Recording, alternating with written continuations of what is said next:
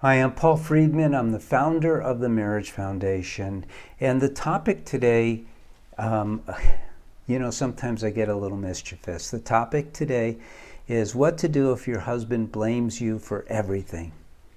And when I say it, sometimes I feel a little mischievous, as I was going to start off by saying, well, blame him back. And that's not what you should do. Not at all. Here's what's going on. We marry each other, and by the way, we've been doing this for over 20 years. I used to be a divorce mediator, and I got into this because this is the way marriage is supposed to be. If you're already a subscriber, you know that our approach to marriage is right on, and if you're not, you should become one and start learning how to be married, because we get married to feel joy all the time, and to experience love, to learn how to love unconditionally, and not have these kind of issues come up that we don't know what to do with them. And so what do you do if your husband blames you for everything? Here, I'm going to tell you exactly what you do. You stop your mind, you stop everything, and you ask yourself, is this a big deal? Is this really about me? Is he blaming me because I'm doing something, or is he blaming me because he happens to have a flaw? And it's his flaw. And I love him. And even though he has this flaw and 15 others, I love him. And so I'm going to ignore this flaw, but I'm going to recognize it as his flaw. I'm not going to blow it out of proportion. In relationship to what kind of man he is, it's a tiny little flaw. And I'm going to start looking at myself and asking myself, why am I taking it personally? What is my problem? And I'm going to recognize that I have a flaw. That I hear someone blame me, and I take it personally, and in my mind, at a minimum, I'm reactive. There's a flaw. So now you can see both of you have a flaw. Who cares? You married him for love, for joy, not to weigh each other's flaws and decide who's better, who's worse. You're not supposed to judge one another. You're not supposed to look at his flaws or show him his flaw. He may not even know he has this flaw. It's not your place to point it out to him. He has free choice. He has free will. He's a human being.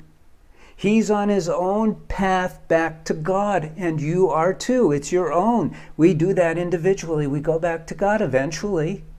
We're not stuck here forever and ever. We're evolving. Part of our evolution comes when we're ready through self-analysis, getting rid of the clutter that is in our mind so that us, the soul, is not distracted from feeling love, you see. The ultimate experience as a human being is love. Not love my new car, not emotional love, not the excitement love, but the love you feel that is so deep that the mind can't handle it, that you can't even give it words, but you feel it at such a deep level that you know it's real. That's what life is supposed to be all about, is experiencing that love. But the mind wants to distract you. So it judges him. It judges you. It talks about how you can do it better. It wants to discuss things. No. Who cares if he has a flaw? It doesn't matter. It doesn't change you in relationship to him. So you learn some techniques if you have to. But bottom line, don't take it on. It isn't yours. Don't be mad at him for blaming you. See it as his thing. And when he's ready, he'll see it too. And when he's ready and he sees it too, maybe it'll happen. And maybe he'll say to you, why do I blame you for everything? And you'll say, I don't even notice. All I notice is how handsome you are and how much I love you. Because that's how you cultivate the love in your marriage. Not by getting into these tiny little, it's a tiny, tiny little thing. You know, when I used to meet with people live, this is going back 2001 when I first began this, after I was a divorce mediator, and I started to help people, and someone would say, oh, you know, and it's before I knew better, and I would allow them to talk about each other's flaws a little bit. And I'd say, okay, hold on. And I used a 4x8 whiteboard in my office because I like to illustrate things. And I took my marker and I put 7 black marks on my whiteboard. And I'd say then, what do you see? And both, if I was meeting with both, would say 7 black marks. And I would say, okay, so you've got a 4x8 whiteboard, all white. 4 times 8 is 32 square feet of white. And 7 dots. That probably isn't a square inch. But what you saw were the black dots. Isn't it interesting? Our mind is so controlled by our drive to survive that it's always looking for the problems. It's always looking for the flaws.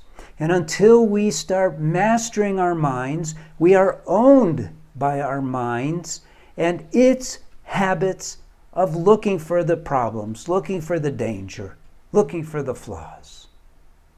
So the first step that we have to take to really have an amazing marriage, and you should expect to have an amazing marriage, and you could get there by methodical processes like we have in our courses and books.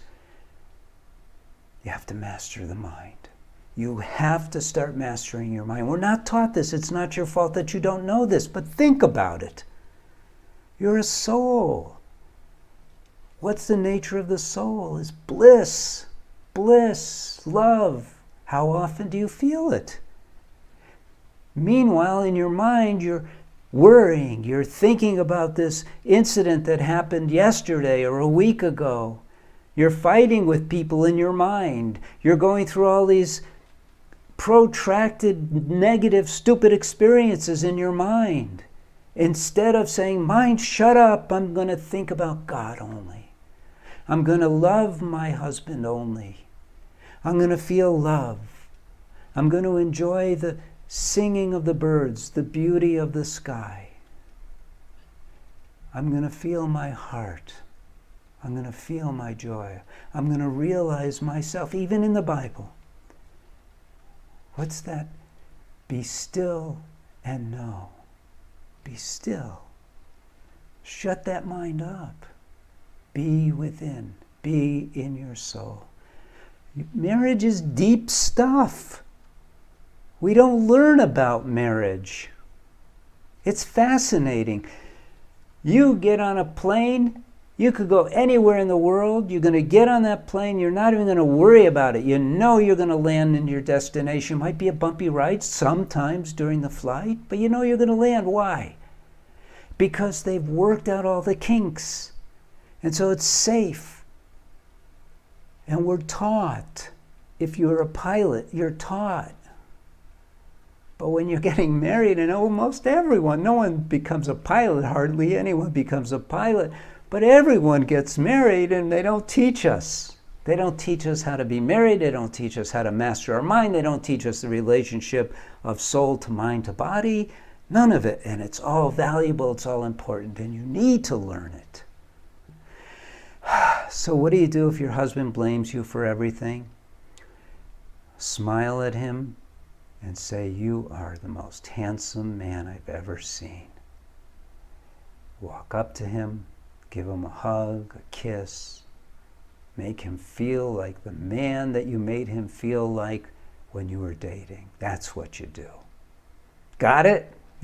Okay, good. Now, if you've been following for a long time, if you're not a subscriber, you should be, but if you've been following for a while and you really want to do this too, you want to be a TMF counselor, you can. I'm creating a training course for counselors. It's soon going to be available for pre-purchase, and then it's going to be available to all those. Initially, it's going to be very inexpensive because we're going to be in the recruitment phase because we want to have thousands and thousands of TMF counselors out there.